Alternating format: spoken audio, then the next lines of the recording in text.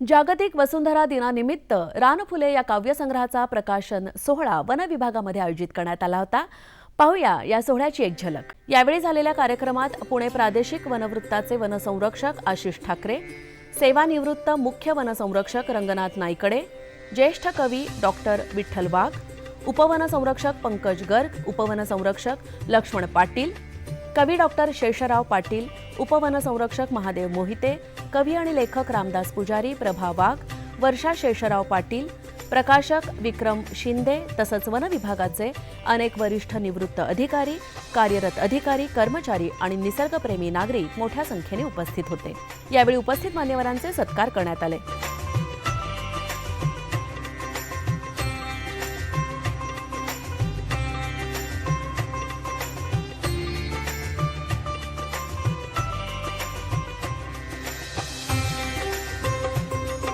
याप्रसंगी डॉक्टर शेषराव पाटील यांनी आपलं मनोगत व्यक्त करत रानफुले या काव्यसंग्रहातल्या निवडक कवितांचं वाचन केलं। रानफुले कुठे उगवती, नदीकाठी वा माळोराणी, मिळेल जेथे थोडी जागा, थोडी माती थोडे पाणी, नाही कोठला थाटमाट त्या उगवती दगडा खडकावर, पूर्ण होते आयुष्य त्यांचे थोड्या माती अन पाण्यावर, फुलपाखरे वा मधमाशा विसावती त्यावर जराशा, देऊन त्यांना मदमकरंद, रानफुलांना होई आनंद, नसेल नाव वा नसेल सुगंध, हळूच उमलून देती आनंद, नाही कोणती खंत त्यांना, हळूवार ते जातील मिटून, माणसानेही असेच जगावे सहज आणि आनंदाने, व्हावा आनंद सभोवताली, केवळ आपल्या अस्तित्वाने, केवळ आपल्या अस्तित्वाने।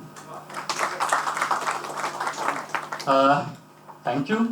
आणि वसुंधरा दिवस आज आपण साजरा करतो आहोत, त्यानिमित्त सुचलेली छोटीशी कविता। सुंदर आपली वसुंधरा, पशुपक्ष्यांना देई थारा, मानव जातीसही येथेच आसरा, म्हणून तिचे संरक्षण करा।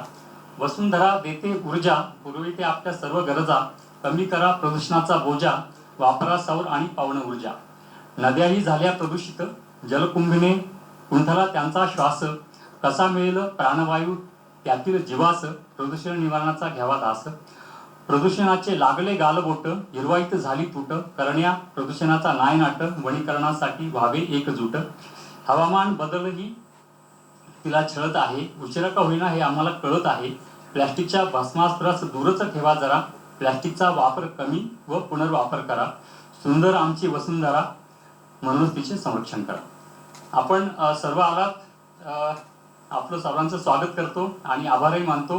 आणि विशेषतः वाघ सरांनी इथे येऊन माझा सन्मान केला असं म्हटलं पाहिजे, त्यांचे मी आभार मानतो आणि दोन शब्द संपवतो। धन्यवाद। जागतिक वसुंधरा दिनानिमित्त सेवानिवृत्त प्रधान मुख्य वनसंरक्षक डॉक्टर शेषराव पाटील यांनी लिहिलेल्या रानफुले या काव्यसंग्रहाचं प्रकाशन मान्यवरांच्या हस्ते करण्यात आलं। उपवनसंरक्षक पंकज गर्ग यांनी आपल्या भाषणात लिखाण आणि वाचनाची सवय जपण्याचं महत्त्व अधोरेखित केलं। तसंच वन अधिकाऱ्यांनी पर्यावरण विषयक साहित्य निर्मिती करावी असं आवाहनही त्यांनी यावेळी केलं। आपले जो आजच्या जो सोसायटी आहे त्यामध्ये लिहिण्याची, रायटिंगची फार कमी आलेली आहे। आपण सर्व लोक यूट्यूबवर व्हिडिओ बघतात, रील्स बघतात आणि अटेन्शन स्पॅन पण खूप कमी झालेला आहे। आणि आपली फॅकल्टी, सर्व जो मेंटल फॅकल्टी आहे तो फक्त ॲब्झॉर्ब करता नॉलेज, विजडम नॉलेज जे आहे जे ॲब्झॉर्ब करता, आपले काही एक्सप्रेस करण्याची आपल्याकडे काही प्लॅटफॉर्म नाही आहे। तो पण महत्त्वपूर्ण एरिया आहे, त्यामध्ये वर्क करण्याची गरज आहे। आपण एक्सरसाइज करतो, त्यामध्ये आपली फिजिकल एक्सरसाइज होते, पण मेंटल एक्सरसाइजचा काहीच करत नाही। आणि तो आपण जसे जसे आपण एज वाढते ना, त्यानंतर तो आपले जो हेल्थवर परिणाम देते। जर तुम्ही आपली हे फॅकल्टी यूज करत नाही रायटिंगची, मी 3-4 महिन्यापासून तो करत आहे। डेली मी 1-2 पेज स्वतः लिहितो, माझे ओपिनियन, माझे डेली लाईफ, डेली वर्कचे, आणि तो फार it's very helpful for your planning, for building your opinion, you are not confuse, it gives you peace, it gives you peace. आपण फक्त डायरी पण लिहत नाही है ना, कार्यालयीन कामकाज केले फक्त हे लिहितो है ना डेली बेसिसवर, पण आपल्याला 1-2 पेज लिहिलं पाहिजे आणि मेंटल एक्सरसाइज काहीतरी केली पाहिजे। हे माझ्या या प्रसंगी बोलण्याचा एक पॉइंट आहे। आणि दुसरी पॉइंट मी बोलतो की एक मी DCF होतो, DCF असताना पश्चिम नाशिकचे माझे कलेक्टर होते सूरज पांढरे सर. त्यांनी एक फार इम्पॉर्टंट गोष्ट ही कविताशी संबंधित नाही आहे, लिटरेचर संबंधित नाही, गव्हर्नमेंट विभागाशी संबंधित आहे, की त्यांनी मला एक स्टोरी सांगितली होती की ब्रिटिश कालापासून ब्रिटिश जे लोक होते त्यांनी जो गव्हर्नमेंटची संरचना केली होती तो सेंट्रिक टुवर्ड्स ब्रिटिश गव्हर्नमेंट होती है ना. आणि त्यांची जो प्रथा होती तो लोकांभिमुख नव्हती. They were not working for the people. तोच प्रथा आपण कंटिन्यू केली आहे आणि आजपर्यंत तो चेंज झाला पाहिजे. आपले जो सोचमध्ये आपली मेंटल फॅकल्टी आणि आपले थिंकिंग प्रोसेसमध्ये चेंज केला पाहिजे आपल्याला, की आपण लोकांसाठी आपण काम केलं पाहिजे. आणि त्याबद्दल अजून बोलायचे असेल तर त्यांनी एक कहाणी सांगितली. त्यामध्ये त्यांनी बोले की दोन लोक काम करत होते.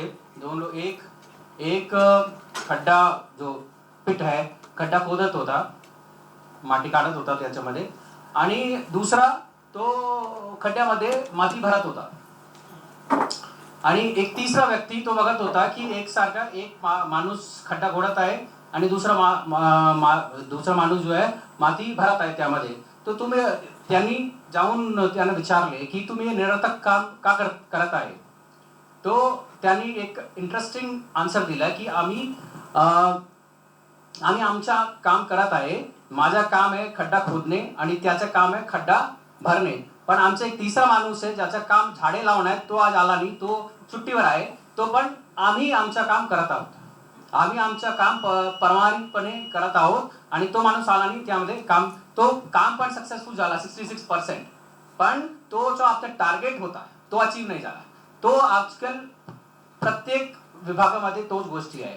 वेगवेगळे विंग आहे, वेगवेगळे डिपार्टमेंट्स आहे, वेगवेगळे सेक्शन्स आहे, पण त्याच्यामध्ये कॉन्व्हर्जन्स नाही आहे. त्यामध्ये काही टीमवर्क नाही आहे. जर टीमवर्क केली तर आपलं प्रशासन खूप गतीने चालू शकते. या कार्यक्रमाचं प्रास्ताविक करत कवी आणि लेखक रामदास पुजारी म्हणाले, आपल्याला वन विभागाच्या सर्व विभागांनी एकत्र येऊन संघटितपणे काम करायला पाहिजे. हे तर झालंच.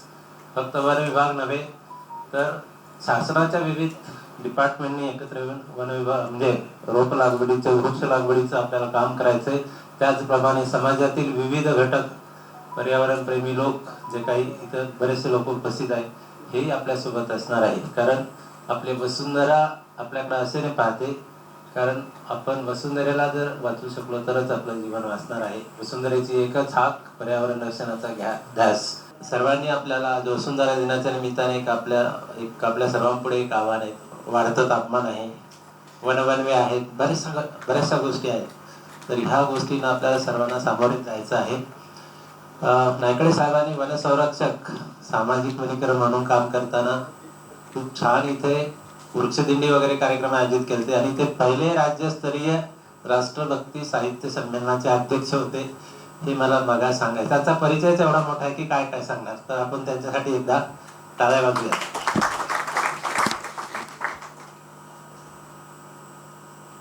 आणि पाटील साहेबांची एक खरं कविता सरांचा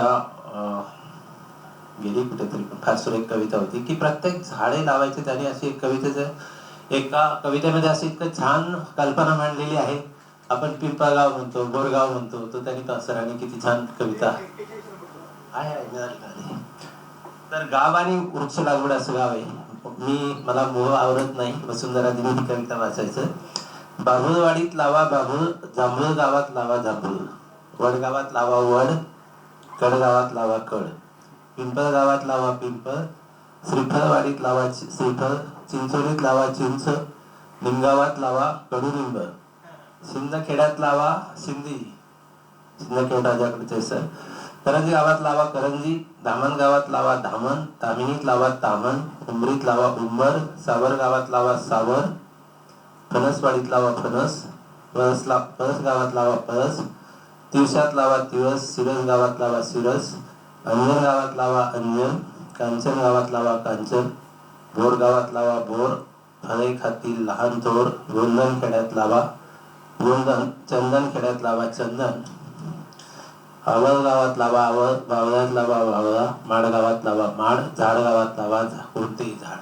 सरांच्या कल्पनेप्रमाणे जर झाडं आपण लावली तर ती प्रत्येक गाव असं वृक्षाच्छादित असेल, झाडा झुडपांनी भरून असेल. तर ही कल्पना आपण प्रत्यक्षात उतरू असं वसुंधरा दिनी आपण सर्वांनी एक मनोमन आपली एक इच्छा मी तुम्हा सर्वांकडून व्यक्त करतो. सेवानिवृत्त मुख्य वनसंरक्षक रंगनाथ नाईकडे यांनी आपल्या भाषणात वाढत्या तापमान वाढीपासून संरक्षण होण्यासाठी वृक्ष लागवड आणि त्यांचं संवर्धन हाच उपाय असल्याचं मत व्यक्त केलं. वसुंधरा दिनाचं का औचित्य आहे, कसं औचित्य आहे ते बाकी काही सांगत नाही मी, पण मला जसं त्यांनी म्हटलं हाबोबा आहेत. गेले 10 वर्षांना अलीकडच्या काळामध्ये 4 वर्षामध्ये 5 वर्षामध्ये मी जेव्हा प्रवचन कीर्तनाच्या माध्यमातून फिरतो किंवा वेगळ्या गावामध्ये वेगळ्या शहरांमध्ये जेव्हा माझे कार्यक्रम असतात कीर्तनाचे, त्यामध्ये एक फक्त आपल्या माहिती करता सांगतो का कर्णाचा पराभव केव्हा झाला, कोण सांगू शकते आपल्यापैकी कर्णाचा पराभव का झाला?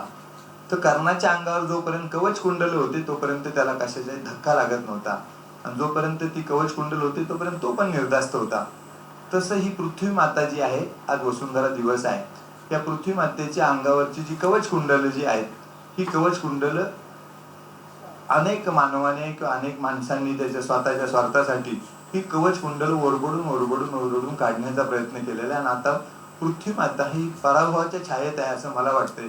आणि खरोखर जोपर्यंत ही कवच कुंडल शाबूत होती म्हणा पूर्वी, आताही अलीकडच्या काळात आहेतच काही ठिकाणी, परंतु सध्याच्या काळात पाहिलं असेल आपण, क्लायमेट चेंज असेल, ग्लोबल वॉर्मिंग असेल, हे जे शब्द आहेत हे शब्द इतके गुळगुळीत झालेले आहेत की सध्याच्या काळामध्ये मी माझ्या कीर्तनातून किंवा प्रवचनातून शेवटचे 5 मिनिटं 10 मिनिटं मी एक्सक्लुझिव्हली फक्त पर्यावरण रक्षण, काल पण माझं कीर्तन पाबळलं झालं, तिथे सुद्धा मी जवळपास 10 मिनिटं मी या वृक्ष लागवड, वृक्ष संवर्धन आणि पर्यावरण रक्षणावर दिले.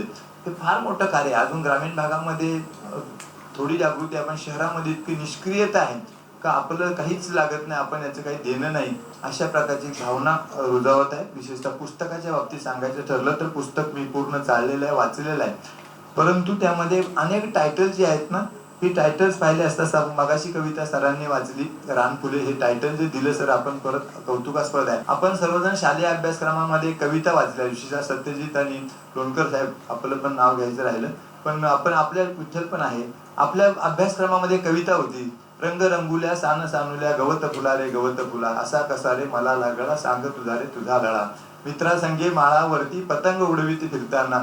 आणि मग अशा प्रकारे ते पासा विसरून गेलो पतंग नमीचा, विसरून गेलो मित्राला. तसं हे रानफुले जे आहे ना, तुम्ही सुद्धा जसं त्या मुलाला गवत फुलाची आवड निर्माण झाली, गवत फुल पाहिल्यानंतर तो जसा स्वतःला विसरून गेला, मित्रांना विसरून गेला, पतंगाला विसरून गेला, तसं तुम्ही देखील आज रानफुल पुस्तक घेऊन जावं. आणि ह्या पुस्तकाचे 108 आहे, 108 ह्या आकड्यावरती मी सर वेगळ्याने भाष्य करत नाही, त्याच्यावर वेगळं प्रवचन ठेवावं लागेल वनभवन मध्ये. नाही, खरोखर 108 हा पवित्र जपाचा मंत्र आहे. आणि ती गळ्यातली जी तुळशीमाळ असते ती 108 मण्यांचीच का असते त्याच्याविषयी फार सखोल विवेचन वेदांमध्ये दिलेलं आहे, धर्मशास्त्रामध्ये दिलेलं आहे. असा सुंदर शुभ आकडा तुम्ही त्यामध्ये दिला. आणि 108 कविता, आणि त्याचे टायटल जे आहेत ना बघा, त्याच्यामध्ये 6 नंबरची जी कविता आहे त्याच्यामध्ये मन तुम्ही टायटल दिलेलं आहे. मनावरती वेगळं भाष्य मी करत नाही, पण अध्यात्मशास्त्रामध्ये मनाला माऊलींची ओवी फक्त सांगतो तुम्हाला, का जे मनाची एक निके देखील या गोडीची या ठाय सोके, हे अनुभव सुखाची कौतुके दावीत जायचे. म्हणजे मनामध्ये 2 गुण असतात का, मनामध्ये जर तुम्ही सतत त्याला चांगलं दाखवत गेलात तर ते चांगल्या गोष्टीकडे धावतं, मनाला जर वाईट गोष्टी तुम्ही दाखवत गेलात तर ते वाईट गोष्टीकडे आकर्षण होत असतं. खरोखर हे मन जे टायटल दिलेलं मनाचं सुद्धा सुंदर कविता आपण त्यामध्ये दिलेली आहे. आणि त्यावेळी मनाचे श्लोक आम्हाला कीर्तनामध्ये सतत घ्यावे लागतात, पण तुम्ही मनाचे श्लोक तयार केले त्याच्याबद्दल तुमचं कौतुक आहे. ते टायटल मला जास्त आवडलं, त्यामध्ये सुंदर असं विवेचन आपण केलेलं आहे. सुख कुणाला नको आहे, प्रत्येकाला वाटतं की मला चिरंतन सुख असावं, मला कधी दुःखाचा लवलेश देखील होऊ नये. आपण देखील सुख हे टायटल दिले, पण सुखाचा अंतरंग पाहिला असेल का प्रत्येकाला वाटते, प्रत्येकाला मला सुख पाहिजे, पण सुखाची व्याख्या व्यक्ती सापेक्ष कशी बदलते. तुम्ही ही कविता आवर्जून वाचा. सुख नावाची कविता 13 नंबरच्या पानावर आहे. त्यामध्ये त्यांनी प्रत्येकाची सुखाची व्याख्या वेगळी असते. तर पाटील साहेबांची आजच्या दृष्टीने कोणती सुखाची व्याख्या आहे तर त्या कवितेत त्यांनी दिलेलं आहे. काय दिलं सर, त्याची शेवटची ओळ जी आहे ही फक्त तुमच्याकरता आणि पुजारी साहेब किंवा इतर जे कवी आहेत तिथे त्यांच्याकरता त्यांनी शेवटच्या ओळीमध्ये दिले, माझ्यासारख्या कवीसाठी वाजलेल्या टाळ्या हेच माझे सर्व सुख असतं. तर त्यांच्यासाठी एकदा टाळ्या वाजवा, अशा प्रकारचं मला वाटतं. खरोखर त्यानंतर मागणे तुम्ही आपण त्या टायटल एक दिलेले आहेत आपण 104 क्रमांकाची कविता एक मागणे दिलेले आहे. मागणे आपल्या सर्वांना माहिती आहे का आपण माऊलींचं पसायदान वाचतो, ऐकतो, म्हणतो, पण पसायदान मागत असताना प्रत्येक संतांचं वेगळं पसायदान आहे. पण मागणं हे पाटील साहेबांच्या कवितेतलं मागणं फार वेगळं आहे आणि माऊलींचं मागणं फार वेगळं आहे. पण निसर्गासाठी बघा त्यांनी काय काय मागणी केली त्या कवितेत बघा. पाटील साहेब शब्दाला किती धार असते. तर मागणं कसं आहे. आपण नामदेव महाराजांचं पसायदान ऐकलं, अकल्पायुष्य हवेत ऐकला माझ्या सगळा हरिजात असा, किंवा अंकाराचा वारा न लागला जसा माझ्या विष्णुदासा भाविकाची. परंतु यामध्ये पाटील साहेबांनी जी मागणं केलेलं आहे ती कविता आपण आवर्जून वाचावी. आणि 13 नंबरची कविता जी आहे ती आवर्जून मन एक खोल तळ ही एक कविता त्यांनी दिलेली आहे. अशा प्रकारे प्रत्येक कवीची जी कविता आहे मी प्रथम त्यांना विचारलं सरांना का याच्यामध्ये तुमच्या भावनात्मक होऊन तुम्ही कविता लिहिल्यात का, त्या वर्षाताईंना समोर ठेवून लिहिल्यात का. ते म्हणे नाही मी फक्त निसर्ग म्हणून ठेवलेला आहे. आणि निसर्ग डोळ्यासमोर ठेवून मग त्यांनी कविता लिहिली. अतिशय भावनात्मक होऊन त्यामधले शब्द जर पाहिले एक एक शब्द त्यामध्ये सरांनी अतिशय भावनात्मक म्हणून वापरलेला आहे. खरोखर सरांचं कौतुक. ज्येष्ठ कवी डॉक्टर विठ्ठल वाघ यांनी आपल्या भाषणात जल, जंगल आणि जमीन यांचं संवर्धन करण्याची गरज व्यक्त केली. तसंच जनजागृतीसाठी कविता प्रभावी माध्यम असल्याचंही ते पुढे बोलताना म्हणाले. संबंध आयुष्य पाना फुलांच्या, झाडांच्या, लता वेलींच्या, पशु पक्ष्यांच्या, पाखरांच्या मध्ये ज्या माणसानं गेलेलं आहे त्याच्या काव्यामध्ये, शब्दामध्ये दुसरं विश्व येऊ शकत नाही. वारकरी जो आहे या वारकऱ्याला जळी स्थळी काष्टी पाषाणी नुसता विठ्ठलच दिसतो, दुसरं काही दिसत नाही. तसे निसर्गामध्ये विठ्ठल पाहणारे काय सुंदर कल्पना आहे. झाड जे आहे हे झाड तुम्हाला मला जे झाड दिसतं, निष्ठा बघा, भक्ती बघा, श्रद्धा बघा, भावना बघा. झाड हे हिरवा विठ्ठल यांनी काय कल्पना केली, हिरवा विठ्ठल. तर ते वाचून मी तसा फुलवून गेलो. कवीला एक कल्पनेचं वरदान निसर्गाने दिलेलं असतं आणि कल्पनेशिवाय कविता काही सुचत नाही, होत नाही. यामध्ये ही शक्ती जी आहे यांना लाभलेली आहे, कल्पना शक्ती यांना लाभलेली आहे. वटवृक्षाच्या मुळात ब्रह्म, खोडात विष्णू, फांद्यात शिव. निसर्गाविषयी माणसाच्या मनात किती भक्तिभाव असावा, किती आत्मीयता असावी, किती जिव्हाळा असावा की त्यांना एका वटवृक्षामध्ये ब्रह्म, विष्णू आणि शिव असं दिसतात. काय आहे की आपलं जे पूर्वसंचित आहे, संस्कृती आहे, परंपरा आहे,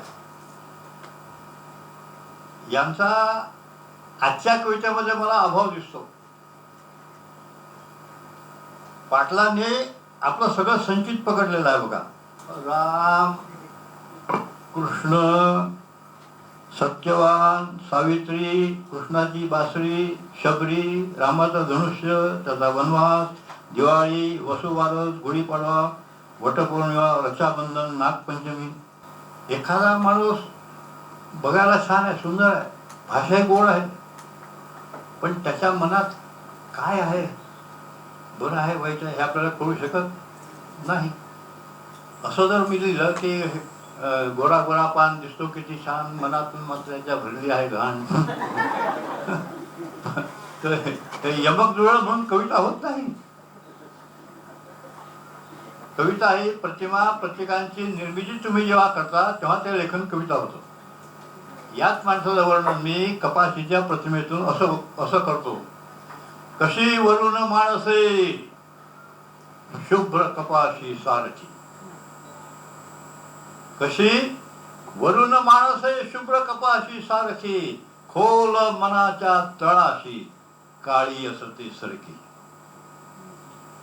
कशी वरून माणसे शुभ्र कपाशी सारखी, खोल मनाच्या तळाशी काळी असते सरकी. सरकी दुसरं शेती. यांच्या घरामध्ये तोच उद्योग होता, माझ्या घरामध्ये तोच उद्योग होता. तुम्हाला गंमत वाटेल की पेरणी म्हणजे ज्वारी पेरली आणि मग पुढे एकदम भाकरी. किती काळ जात असेल यात कल्पना करा. पेरणी ते भाकरी हा काळ 2 वेळी तुम्हाला पकडता येतो.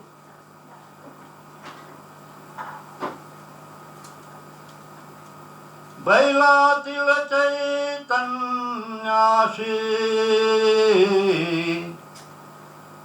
टिफन जोडते नाते. बैलातील चैतन्याशी टिफन जोडते नाते. उजेड दाण्या मधला दे भाकरी तुनी जाते. उजेड दाण्या मधला दे भाकरी तुनी जाते. या 2 वेळेत किती प्रक्रिया आल्या. बैलातील चैतन्य अशी टिफन जोडते नाते. टिफन आली, पेरणी आली, पुढे उजेड दाण्या मधला पांढरा शुभ्र ज्वारीचा दाणा. त्यात जणू काही उजेड आहे. तो उजेड कोण देतं. उजेड दाण्यामधला ते भाकरी तुनी जाते. निसणं पाखडणं सगळं आलं. दळणं आणि मग पीठ आणि तोही शुभ्र. ही जी कल्पना शक्ती माणसाला हवी. आता हे बघा, तुम्ही आम्ही बेंडकी पाहतो पाण्यात ड्राव करणारी. यांना त्यात बेंडकीची वरात दिसते. माझे पण 2 मुली अशा आहेत बघा. डसांग भरली डोब नवरी बेंडकी राणी. डसांग भरली डोब नवरी बेंडकी राणी. वाजत गाजत आलं हळद लावत पाणी. बेंडकी पिवळी असते, बेंडकी पिवळी असते. नवरी हळद लावलेली नवरी. अशी कल्पना शक्ती यांना अवगत आहे, प्राप्त झालेली आहे निसर्गाने. वडात ज्यांना विष्णू सगळं दिसलं. मी म्हणी लिहित असतो. म्हणी लिहिणं कठीण आहे म्हणतात, पण मी एक फार सुंदर म्हण लिहिली. यांच्या वडामुळे मला ती आठवली.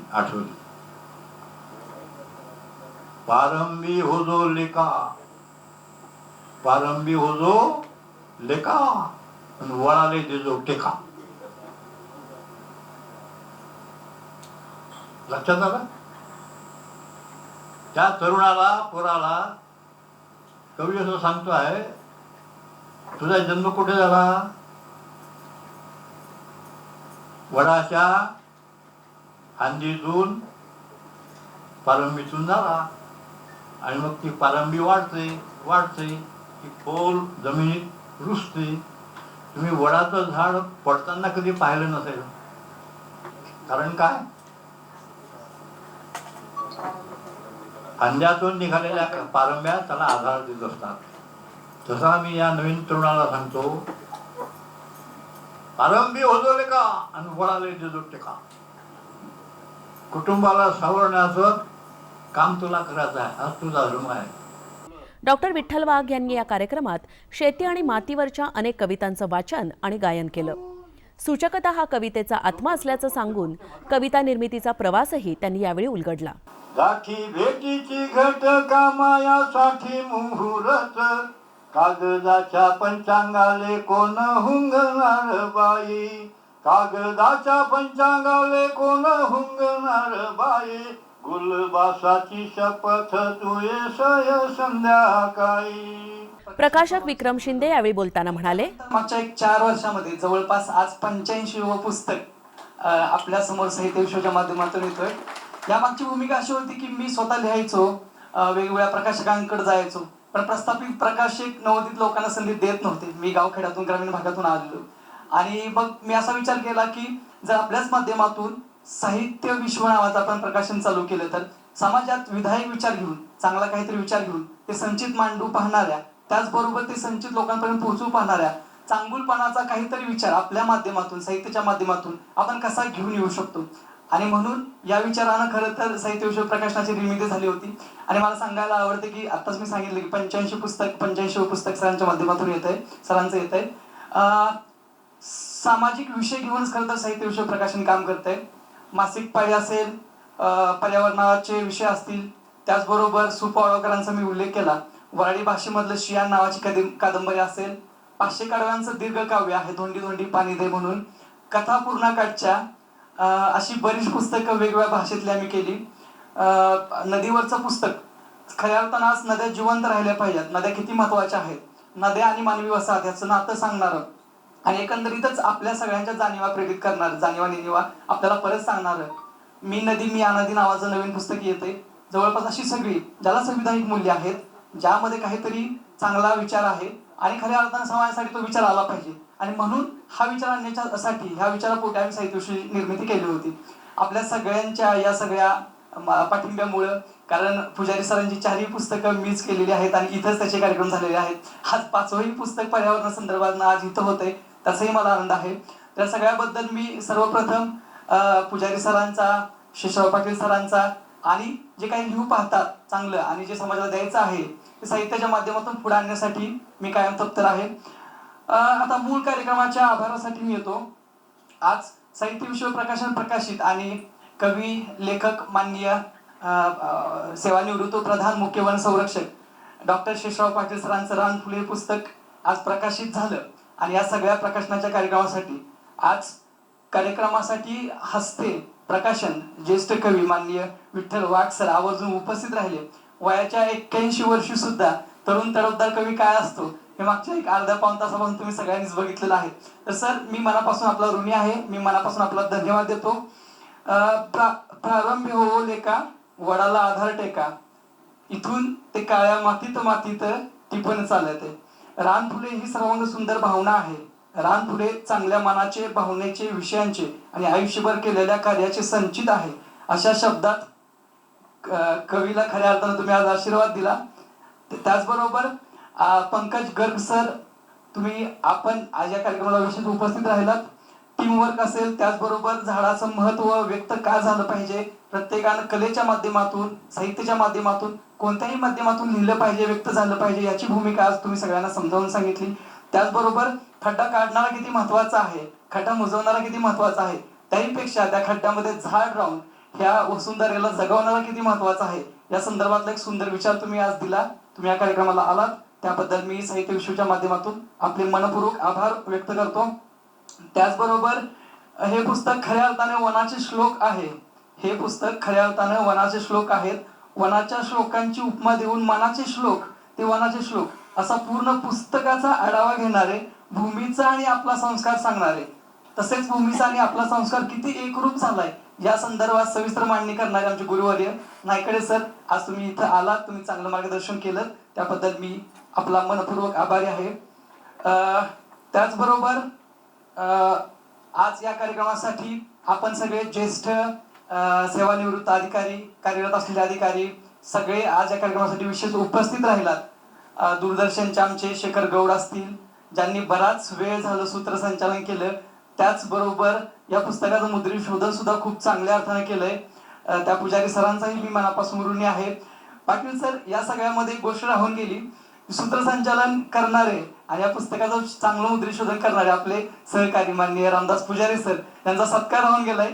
तर मी तुम्हाला आणि वाघ सरांना आवर्जून सांगतो, विनंती करतो की पुजारी सरांचा पुस्तक देऊन सन्मान करावा.